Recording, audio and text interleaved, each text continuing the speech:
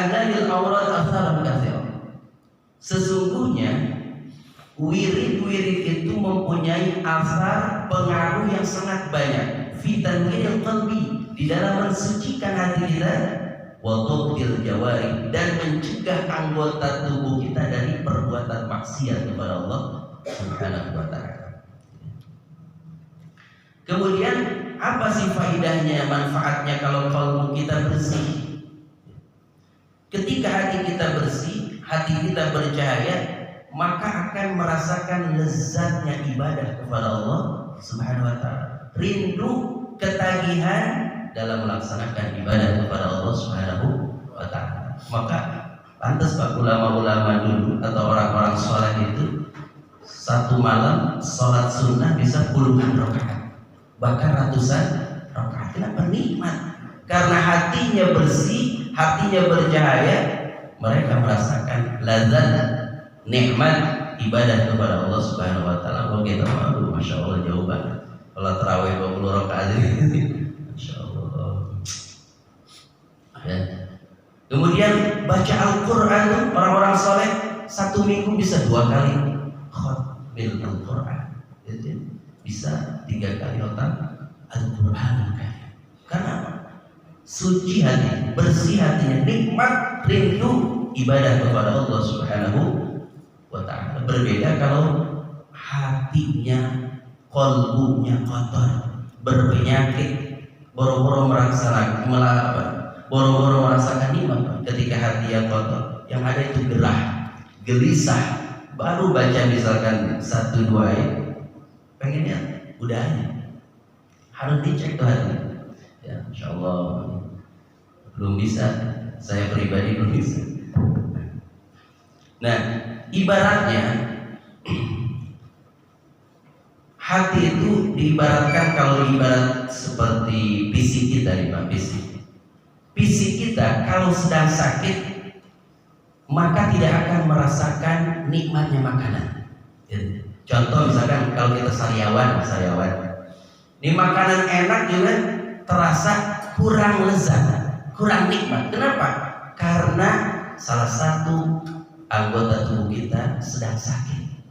Ya. Begitupun ketika hati kita berpenyakit, kolbu kita sakit, makanan paling lezat untuk kolbu kita tidak akan terasa nikmat, tidak akan terasa lezat. Makanan paling nikmat untuk kolbu itu salat. Maka kata Rasulullah, ju'ilat qurratu 'aini fis shalah.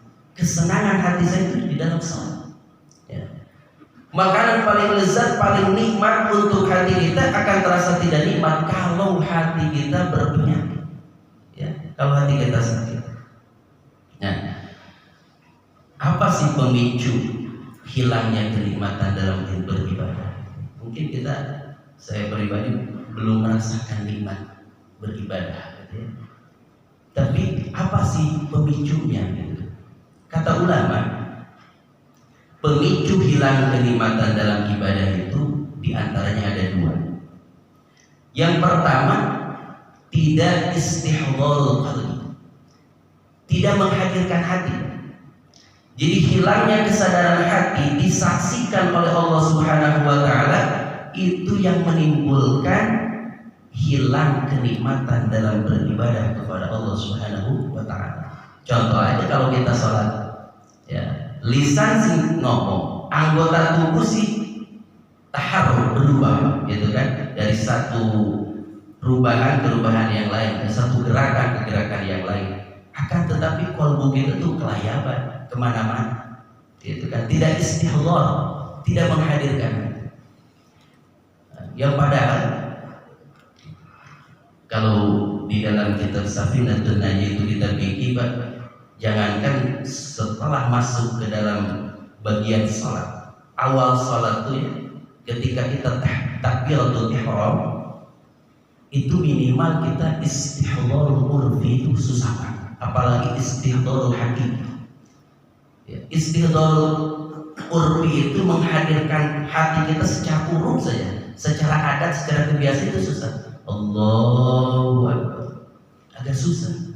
Apalagi istihdhar hakiki, menghadirkan hati secara hakikat itu kata ulama, ketika kita mengucapkan Allahu Akbar, kita menggambarkan kita itu sedang berada di hadapan Allah, kemudian kita bayangkan sholat kita dari awal sampai akhir. Itu susah banget. Istihdarul urfi juga susah, apalagi istihdar hakiki. Nah, jadi pemicu hati kita itu tidak istihdar, tidak hadir, karena pemicu hilangnya kenikmatan dalam ibadah yang pertama adalah tidak menghadirkan hati kita. Ya.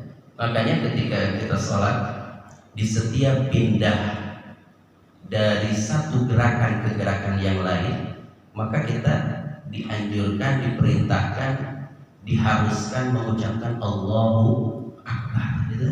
Allahu Akbar. Mau ruku Allahu Akbar, mau sujud Allahu Akbar. Allah Maha Besar. Kenapa setiap gerakan kita itu mengucapkan kalimat Allahu Akbar? Karena hati kita itu selalu memikirkan hal-hal yang kecil, harta, jabatan itu kecil. Maka kita diingatkan Allahu Akbar, Allah Maha Besar. Yang lain itu kecil, gitu kan? Ini tujuannya supaya istihdarul qalbi, menghadirkan hati kita ketika kita sholat. Insyaallah. Maka kata ulama itu di dalam kitab Kifayatul Tazkiyah karya Syekh Abu Bakar Muhammad Satoh Ad-Dimyati, syarah dari kitab Hidayatul Tazkiyah karya Syekh Zainuddin Al-Malaybari, beliau mengatakan wajhad lituhdhira fi shalatika qalbaka juhdan balighan kay tanala fadhila. Jadi kata ulama, wajhad, bersungguh-sungguhlah kau, lituhdhira, agar kau menghadirkan qalbaka, hatimu, fi sholati, di dalam salat, juhdan balighan, dengan kesungguh-sungguhan yang benar-benar, kaidana fadhaila, agar engkau mendapatkan keutamaan daripada Allah Subhanahu wa ta'ala. Harus benar-benar dihadirkan. Maka ketika kita membaca Al-Qur'anul Karim, kata Rasulullah, kalau kita tidak bisa nangis, pura-pura nangis saja gitu. Kalau kita tidak bisa nangis, pura-pura nangis. Maka dalam sholat juga sama Pak. Kita itu harus sungguh-sungguh menghadirkan qalbu kita, menghadirkan qalbu kita. Maka pantas kata Rasulullah SAW di dalam hadis, innal 'abda la yusalli as-salata la tuktabu lahu sudusuha wa la 'ashruha wa inna ma yuktabu lil 'abdi min salati ma aqala minha. Kata Rasul, sesungguhnya seorang hamba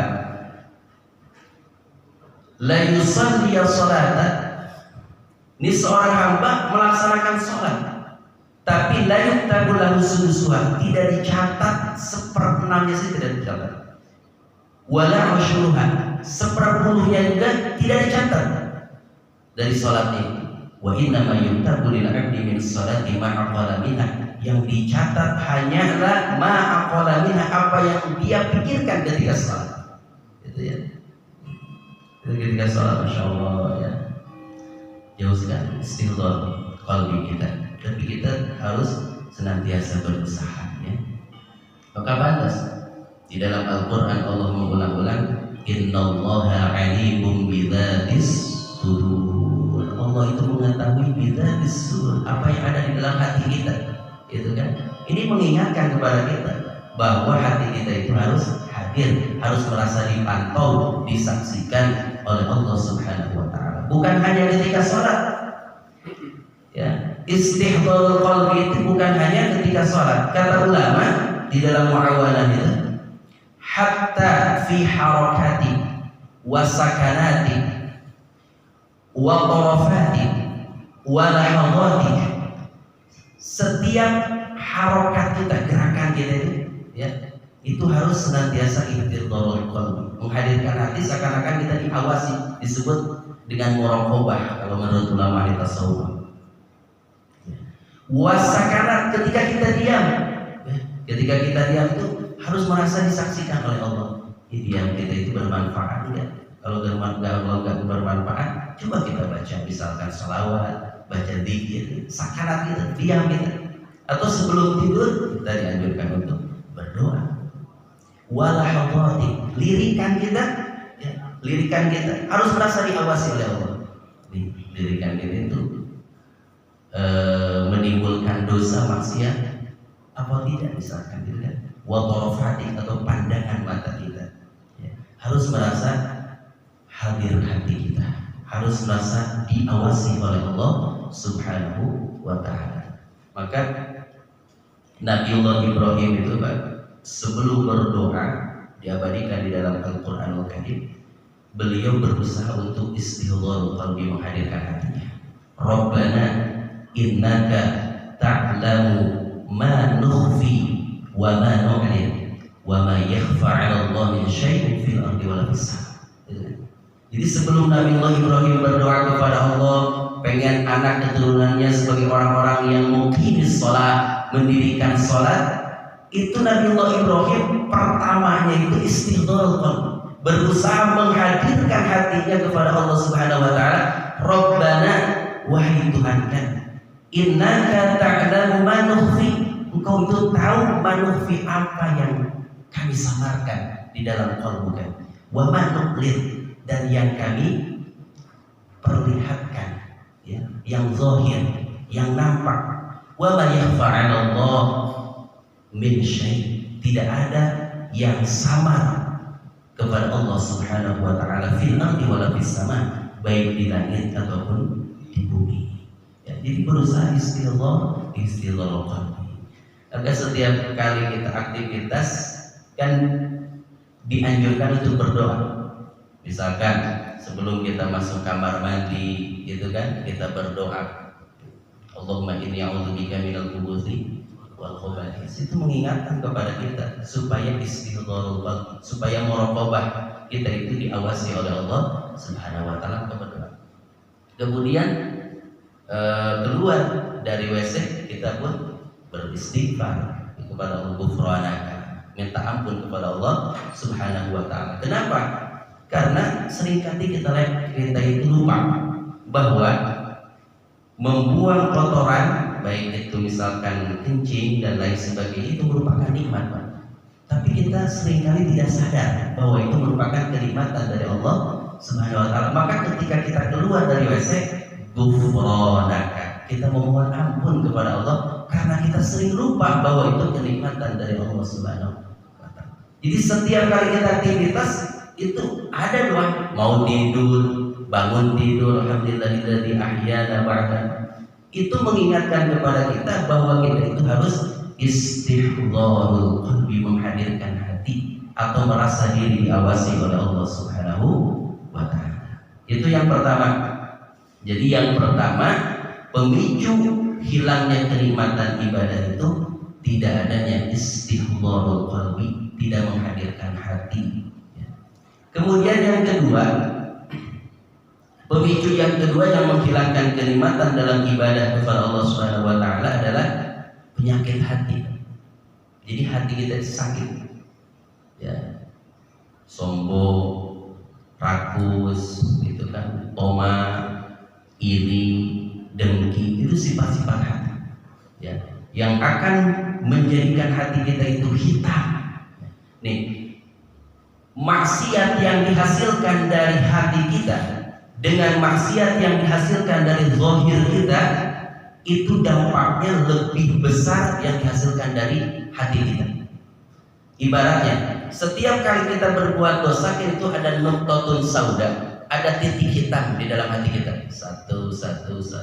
Lama kelamaan, ya, banyak maksiat, maka hati kita penuh dengan titik hitam tersebut. Tapi titik hitamnya itu ada titik hitam yang mudah dihilangkan, ada yang lengket, ya, kayak kotoran kan, Pak. Ada yang mudah, ada yang lengket, itu kayak ada minyaknya gitu kalau gitu, kayak ada minyaknya. Ya. Nah, kotoran yang susah dihilangkan, kalau kotoran zahir seperti ada minyaknya, itu kotoran hati.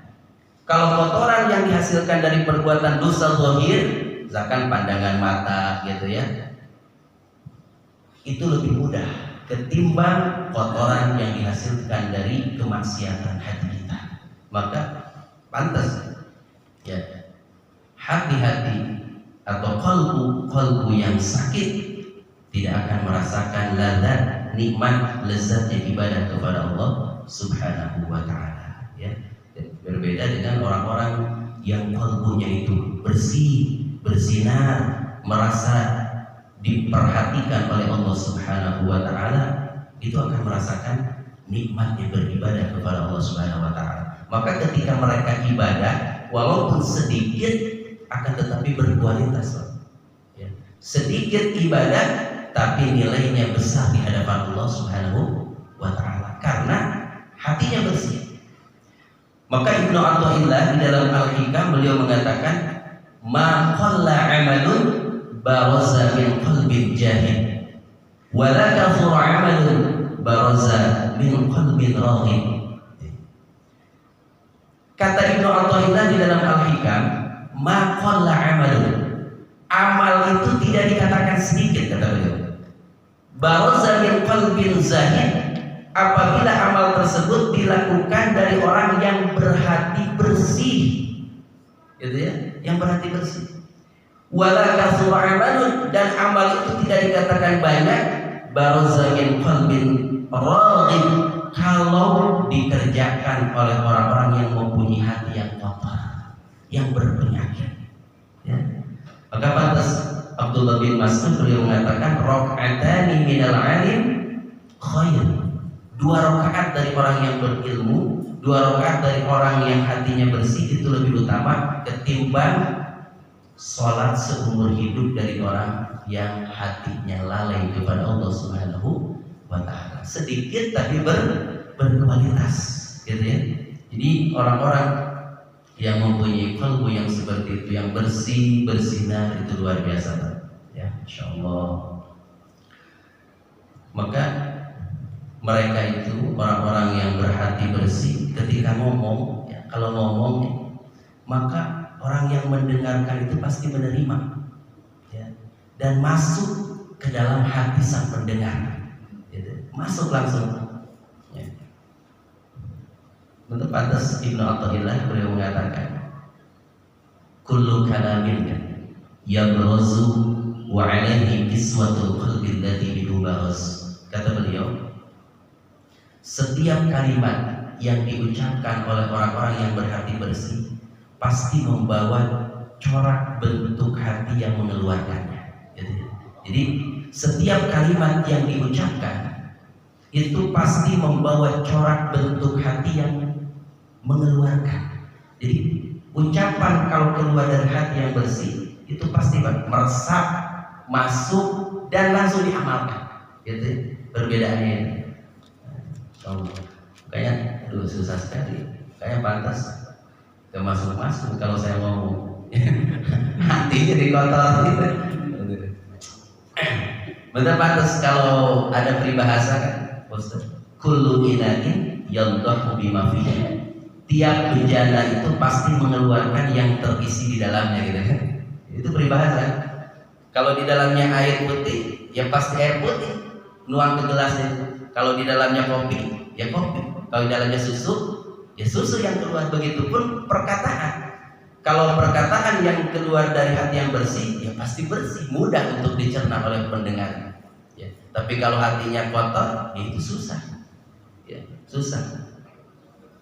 Maka kata Ibnu Athaillah, man udhina lahu fi ta'bir fuhimat fi masami'il khalqi ibaratu wa julliyat ilaihim isyarat. Kata beliau, siapa yang telah mendapatkan izin dari Allah Subhanahu wa taala untuk berkata, ya, untuk menerangkan sebuah hukum, maka segala kata-katanya dapat dimengerti oleh pendengarnya. Omongan nasihatnya itu ditunggu, Pak, dirindukan oleh pendengarnya. Itu benar. Contoh lah, misalkan di Bogor itu al-maghfur lah, almarhum Abu Yanah Rawi itu, Pak, beliau tuh kalau ngaji nggak pakai speaker gini, ya. Padahal jamaahnya banyak banget itu, ya. Tapi kata-katanya itu ditunggu, Pak, oleh sang pendengarnya. Kemerapat, dekat-dekat. Kenapa? Pengen dengar mendengar omongannya. Padahal beliau itu kalau tidak perlu nggak ngomong, gitu ya. Jadi omongan itu kalau perlu aja. Karena memang konsep ulama itu kalau tidak perlu jangan ngomong, tidak lapar jangan makan, tidak ngantuk jangan tidur, itu ya konsep ulama ahli tasawuf. Nah, Abu Ya Nawawi itu perkataannya dirindukan, ditunggu-tunggu gitu ya. Ulama itu mendekat, pengen apa? Mendengar ucapannya. Karena apa? Karena apa yang diomongkan atas izin Allah Subhanahu wa Ta'ala dari kalbunya. Misalkan gurunya Pak Ustaz Aswadi, Syekh Al-Batawi, saya Sa'adi gitu ya, Masya Allah, jamaahnya banyak banget ya, jamaah. Jadi yang diomongkan itu yang keluar dari kalbunya atas izin Allah Subhanahu wa Ta'ala. Maka dalam Al-Qur'an, la yatakallamuna illa man adzina lahu ar-rahman wa qala shawaba. Mereka itu tidak ngomong illa man adzina, terkecuali yang diizini oleh Allah Subhanahu wa Ta'ala. Ya. Jadi Allah masukkan dalam kalbunya, berarti oh ini yang harus diomongkan, gitu ya. Nah, kita harus mendekat kepada orang-orang yang seperti itu, orang-orang yang mempunyai hati yang bersih, orang-orang yang mempunyai hati yang bersinar. Kenapa? Karena dapat membangkitkan semangat taat kepada Allah Subhanahu wa Ta'ala. Untuk itu, maka la tashab man la yunhiduka haluh wa la yadulluka 'ala Allah maqaluh kadhibah. Janganlah engkau musahabah, berbarengan musahabah dengan orang-orang yang tingkah lakunya itu tidak memberikan semangat kepada kita untuk beribadah kepada Allah Subhanahu wa Ta'ala, dan ucapannya itu tidak menunjukkan kepada Allah Subhanahu wa Ta'ala. Tapi bersahabatlah, mendekatlah kepada orang-orang yang ketika kita dekat, perilakunya itu dapat memberikan motivasi, semangat beribadah kepada Allah Subhanahu wa Ta'ala, gitu ya.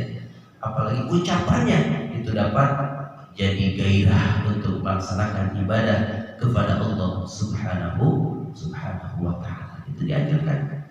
Maka suhbah itu ada dua, kata ulama akhlak itu. Ada yang disebut dengan suhbatul tabarruk, ada yang disebut dengan suhbatul murid. Suhbatul tabarruk itu seperti ini, Pak. Kita ngaji, kemudian bapak-bapak mendengarkan, itu namanya suhbatul tabarruk. Kita bareng-bareng bersahabat, sama-sama mendengarkan, gitu ya. Itu suhbatul tabarruk. Pahalanya gede banget, gitu ya. Bahkan malaikat selagi kita berada di majelis taklim ini itu mendoakan untuk kita, ya, mendoakan rahmat kepada Allah Subhanahu wa Ta'ala, maka beruntung. Yang kedua, suhbatul murid. Suhbatul murid itu kita mencari guru yang hatinya bersih, ya, mencari guru yang hatinya itu bersih. Sekali kita ngomong, maka kita itu semangat beribadah kepada Allah Subhanahu wa Ta'ala. Jadi membimbing kita agar kita wusul sampai kepada Allah Subhanahu wa Ta'ala, dan ketika kita ibadah merasa nikmat beribadah kepada Allah. Itu disebut dengan suhbatul murid, ya, atau suhbatul iradah.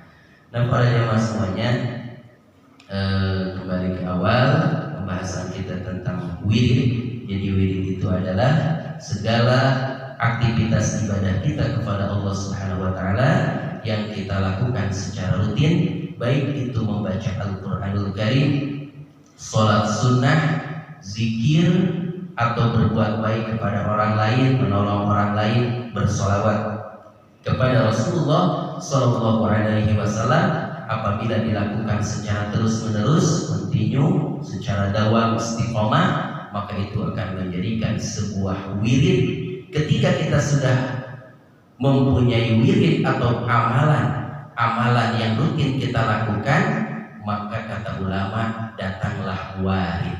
Warid itu apa? Karunia Allah Subhanahu wa Ta'ala. Berupa apa?